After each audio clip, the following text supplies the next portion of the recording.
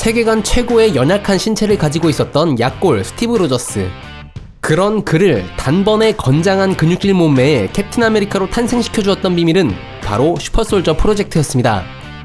여기서 우리가 주목해볼 것은 슈퍼솔저 혈청으로 이 약물은 마블 시네마틱 유니버스 세계관에서 다양한 사건들을 일으켰던 주요한 소재인데요. 또한 이번 팔콘 앤 윈터 솔저의 세 번째 에피소드에서도 핵심적인 주제로 다루어졌다고 합니다. 슈퍼솔저 혈청은 단순히 슈퍼히어로를 탄생시키는 약물인지, 그리고 슈퍼솔저 혈청으로 인해 발발한 사건들은 무엇인지, 오늘은 저와 함께 마블 시네마틱 유니버스 속 슈퍼솔저 혈청에 관련된 그 다양한 사건들과 비밀에 대해서 정리해보려고 합니다. 그 전에 여러분들의 좋아요, 구독, 알림 설정이 제게는 마치 슈퍼솔저 혈청처럼 큰 힘이 된다는 사실을 기억해 주시길 바라며 지금 바로 슈퍼솔저 혈청의 비밀을 알아보도록 하겠습니다.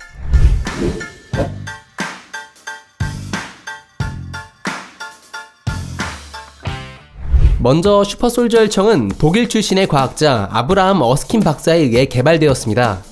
그리고 그 혈청을 첫 번째로 주입한 인물은 우리가 잘 알고 있는 스티브 로저스가 아니라 퍼스트 어벤져의 메인 빌런이자 하이드라의 수장인 요한 슈미트, 즉 레드스컬입니다. 다만 요한 슈미트에게 주입한 혈청은 불완전한 약물로 끔찍한 부작용을 일으키게 되었죠.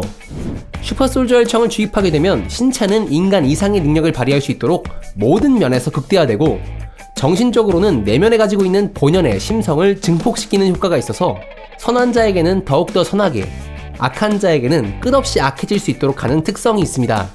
그렇기 때문에 어스킨 박사는 요한 슈미트의 실패를 경험으로 군인으로선 적합하지 않지만 훌륭한 인간성을 가지고 있는 스티브 로저스를 선택하게 된 것이죠. 슈퍼솔저 혈청은 단순히 약물을 주사하는 방법이 아니라 특수한 장비와 많은 전력이 필요한 만큼 복잡한 방법으로 투여되는데요. 먼저 주요 근육에 약물을 주입하게 되면 체내에서는 즉각적으로 세포 변형이 일어나게 되고, 이때 세포들의 성장을 촉진시키기 위해서 어스킨 박사가 개발한 비타레이를 해당 부위에 노출시키면 비로소 신체의 모든 면이 강화된 슈퍼솔저가 탄생하게 되는 것이죠. 단 지원자의 끔찍한 고통도 수반하게 된다는 단점이 있습니다. 그렇다면 그들은 슈퍼솔저 프로젝트를 통해 무엇을 이루고자 했던 것일까요? 당시 미국은 독일의 나치로부터 전쟁을 준비하기 위한 병력이 필요했고, 그리하여 슈퍼솔저 프로젝트를 통해 강화인간들로 구성된 최강의 부대를 만들고자 했습니다.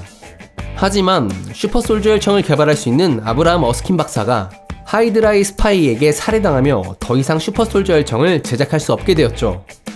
그러면 슈퍼솔저 프로젝트는 단순히 한 사람의 죽음으로 중단되었을까요? 정답은 그렇지 않다는 데 있습니다.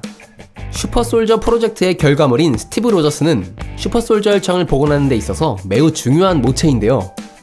하워드 스타크는 스티브 로저스의 혈액을 채취하여 연구와 실험을 통해 성인 5명 정도 투여할 수 있는 양의 슈퍼솔저 혈청을 개발하는 데 성공하였습니다. 하지만 그렇게 개발된 혈청은 하이드라의 정보망에 포착되고 결국 스타크 부부가 혈청을 운반하던 도중 윈터솔저에게 빼앗겨버리고 말죠. 그런데 우리는 여기서 윈터솔저에게 주목해봐야 할 필요가 있습니다. 윈터솔저, 즉 버키 반지 역시 슈퍼솔저 혈청을 투여받은 강화인간인데요. 그렇다면 버키는 어느 시점에서 어떻게 슈퍼솔저 혈청을 투여받게 된 것일까요?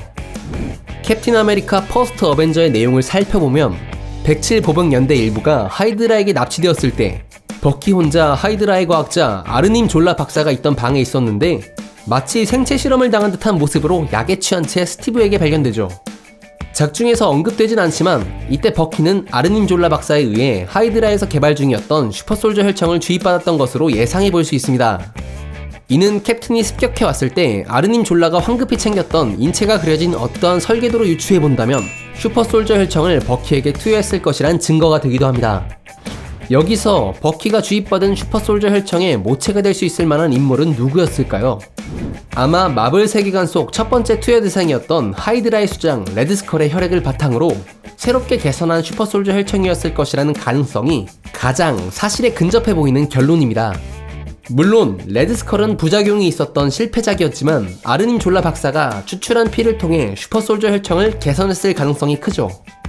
때문에 버키가 하울링 커만도스의 임무 수행 중 중화기 공격의 계곡으로 추락하였을 때 평범한 인간이었다면 그 정도 높이에서 떨어지고도, 그리고 한쪽 팔이 잘렸음에도 죽지 않고 목숨이 붙어있을 수 있는 이유와 굳이 죽어가던 버키의 신체를 찾아 다시 한번 연구를 재개한 아르닌 졸라 박사의 행동을 통해 그 방에서 버키에게 진행 중이었던 것이 슈퍼솔저 혈청의 실험이었다는 것을 짐작해볼 수 있죠. 그 결과 버키는 하이드라의 세뇌 과정을 통해 그들의 명령에 움직이는 윈터솔저가 되었던 것입니다. 그리고 작중에서 설명하는 윈터솔저는 버키, 개인을 칭하는 말이 아닌 하이드라에서 슈퍼솔저 혈청을 주입받은 병사들을 부르는 명칭인데요. 하이드라가 가로챈 5명분의 슈퍼솔저 혈청은 윈터솔저 프로젝트에 사용되었고, 하지만 5명 모두 냉동 수면 상태에서 제모 남작에 의해 살해당하였습니다. 그렇다면 스티브와 버키를 제외하고 슈퍼솔저 혈청을 투여한 또 다른 인물들이 존재할까요? 그 답은 현재 진행되고 있는 팔콘 앤 윈터솔저를 통해서 슈퍼솔저 혈청의 비밀들이 하나둘씩 밝혀지고 있습니다. 버키가 하이드라 소속 윈터솔저로 활동하고 있을 당시 동시대 미국에서 새롭게 탄생시킨 흑인 슈퍼솔저 아사야의 존재와 분립 이전 CIA의 지원을 받아 메이겔 박사가 개발한 슈퍼솔저 혈청을 강탈하여 현재 플래그 스매셔 소속의 인원들은 강화 인간이 되었습니다. 심지어 어스킨 박사의 혈청에 견줄만한 완벽한 혈청을 만들었다고 하는데, 이번 팔콘 앤 윈터솔저에서는 슈퍼솔저 혈청이 앞으로 남은 에피소드에서 어떠한 방향으로 흘러갈지, 또 마블 시네마틱 유니버스의 세계관에 있어서 다른 사건들을 야기시키게 될지 주목해볼 필요가 있을 것 같습니다. 어스킨 박사가 만든 슈퍼솔저 혈청은 좋은 취지로 제작되었지만 그가 없는 지금의 마블 세계관에서는 슈퍼솔저 혈청이 좋은 쪽으로 사용되긴 어려워 보입니다.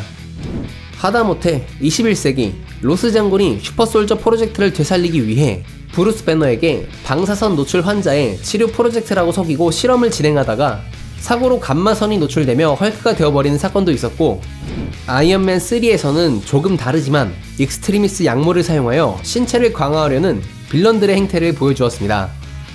이처럼 마블 세계관에서는 신체를 강화시키는 어떠한 물질들이 지속적으로 등장하여 세계관의 혼동을 일으킬 것으로 보입니다.